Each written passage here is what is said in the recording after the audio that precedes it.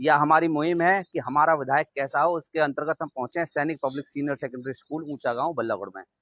संचालक साहब खड़े हैं उधम सिंह और अन्य शिक्षाविद खड़े हुए, इन सबसे जानेंगे कि सर कैसा हमारा विधायक होना चाहिए। नमस्कार विनोद जी, मैं सैनिक पब्लिक सीनियर सेकेंडरी स्कूल में आपका पहले स्वागत करता हूं। आपके सभी व्यूअर्स को मैं बताना चाहूंगा कि जैसे चुनाव का ये अभी पर्व स्टार्ट हो गया है और 1 अक्टूबर को हम सबको वोट डालनी है, तो सभी से रिक्वेस्ट करूंगा कि सब पहले मतदान जरूर करें। मेरा जो मानना है, हमारा जो विधायक हो उसकी नीयत और नीति साफ होनी चाहिए। जो जिस विधायक की नीति स्पष्ट होगी और नीयत भी अच्छी होगी, वो हमारे लिए कामयाब होगा। और जैसा कि अभी हम देख रहे हैं, सबसे इंपॉर्टेंट जो कहें शिक्षा और स्वास्थ्य।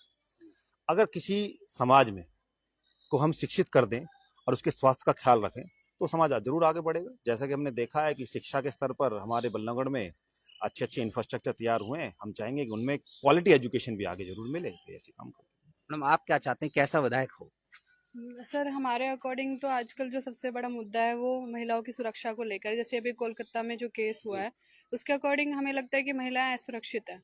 तो हमारे अकॉर्डिंग महिलाओं को सुरक्षा प्रदान करनी चाहिए। सबसे पहले उनके लिए अलग अलग स्टेप्स उठाए जाएं जिससे कि वो सुरक्षित महसूस कर सकें अपने आप को। सर, अकॉर्डिंग टू मी एक पॉलिटिकल लीडर को पता होना चाहिए कि हमारे एरिया में क्या रिक्वायरमेंट्स हैं, पब्लिक क्या चाहती है, बिकॉज पॉलिटिकल लीडर इज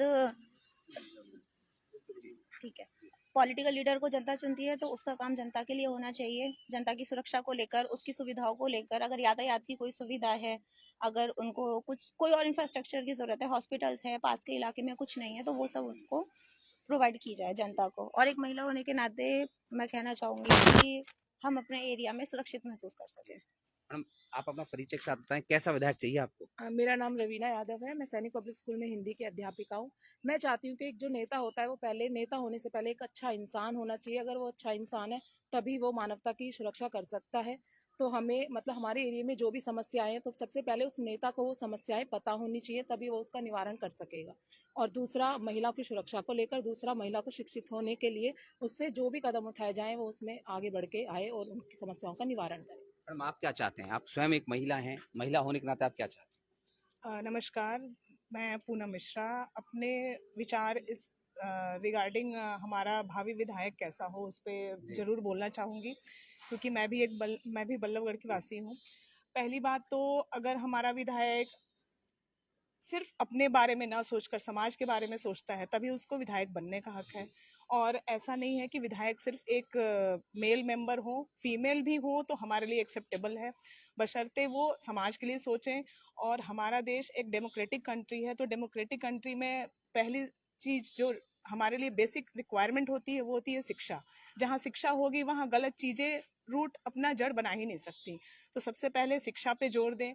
उसके बाद में सर्वांगीण विकास। बल्लभगढ़ में जो जो कमियां हैं जो हम ऑब्जर्व करते हैं, सड़कें सही नहीं है, हमारी स्वास्थ्य व्यवस्था सही नहीं है, इवन फाइनेंशियल कंडीशन जो है, जहाँ पे समाज को जरूरत है वहाँ पे हमारे भावी विधायक काम करें। हैं? आइए, कैसा विधायक होना चाहिए बल्लौड़ का? सबसे पहले तो हमारा विधायक पूर्ण रूप से शिक्षित होना चाहिए, जिससे वो शिक्षा के क्षेत्र में ज्यादा से ज्यादा काम कर सके और युवाओं को रोजगार प्रदान कर सके और जनता की मुश्किलों को सुन सके और उन पर काम कर सके।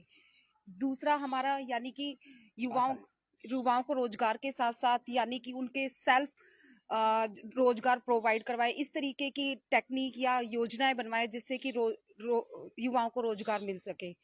और सबसे पहले लड़कियों की सुरक्षा के ऊपर भी काम किया जाए। आज के टाइमिंग में सबसे ज्यादा असुरक्षित महसूस कर रही हैं अपने वर्किंग प्लेस पर ही महिलाएं, तो उनके लिए सुरक्षा का पूर्ण सुविधाएं प्रदान की जाए। उधम जी आपसे सवाल है कि आप बेहतर तरीके से जानते हैं कि बल्लौड़ में शिक्षा के क्षेत्र में काम तो हुआ है, तो उसमें क्या बदलाव चाहिए आपको? विनोद जी, मैं बताऊंगा, बल्लभगढ़ के जो पहले जो शिक्षा का जो परिदृश्य था उसमें इंफ्रास्ट्रक्चर की कमी थी। लेकिन आज हम देख रहे हैं कि बल्लभगढ़ में जो जितने भी स्कूल्स हैं, जो गवर्नमेंट स्कूल्स हैं, उनकी एक शानदार बिल्डिंग जरूर खड़ी हो गई है और कॉलेज भी एस्टेब्लिश हुआ है अब। लेकिन जैसा मैं मानता हूँ कि सरकार कई बार ये कहती है, हमारे जो सोचने में हमें मिलता है कि बच्चों के जो माहौल बनता है प्राइवेट स्कूल लूट का माहौल, ऐसा हमें सुनने को मिलता है। लेकिन ये एक विचार जो समाज में उत्पन्न होता है, ये किस वजह से है?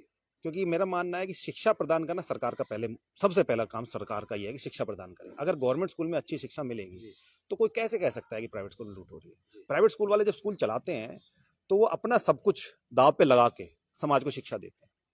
उन्होंने अपना सारा पूंजी लगाया होता है, तब वो कुछ समाज की शिक्षा देते हैं। उसके बाद कुछ कमाई हो ना हो बाद की बात है। हम चाहते हैं कि इंफ्रास्ट्रक्चर अच्छा हुआ है उसको मेंटेन करें, उसमें अच्छी क्वालिटी एजुकेशन दें, क्योंकि गवर्नमेंट स्कूल के जो टीचर्स हैं वो बेस्ट टीचर्स ही तो जाके गवर्नमेंट स्कूल में पढ़ाते हैं। तो फिर हम कैसे कह सकते हैं कि गवर्नमेंट स्कूल में पढ़ाई क्यों नहीं होती? फिर क्यों होनी चाहिए, लेकिन उसके लिए कोई मापदंड नहीं है। मुझे लगता है कि तो आप आज ये चाहते हैं कि शिक्षा को बढ़ावा मिले, किसी भी स्तर पे किस मिले, तरह कैसे ही मिले? अब भागीदारी अब गवर्नमेंट्स की होनी चाहिए, उसमें गवर्नमेंट्स की भागीदारी क्यों ना हो? अगर गवर्नमेंट्स अपने लेवल पे एफर्ट करे तो रिजल्ट क्यों नहीं अच्छे आएंगे? तो अगर प्राइवेट स्कूल कर सकते हैं तो गवर्नमेंट स्कूल क्यों नहीं कर सकते? आने वाले विधायक से क्या चाहते हैं एक लाइन में? मैं यही चाहूंगा कि जी विनोद वैष्णव जी, सबसे इम्पोर्टेंट बात, जीतने के बाद आप इसको बोलो। जीतने के बाद विधायक को ऐसा होना चाहिए कि जिसने भी वोट दिए नहीं दिए वो सब मेरा परिवार है। धन्यवाद।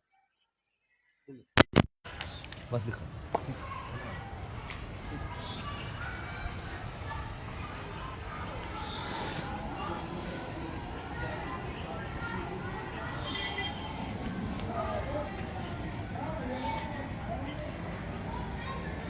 हाँ, बोलिए, हाँ, बोलिए,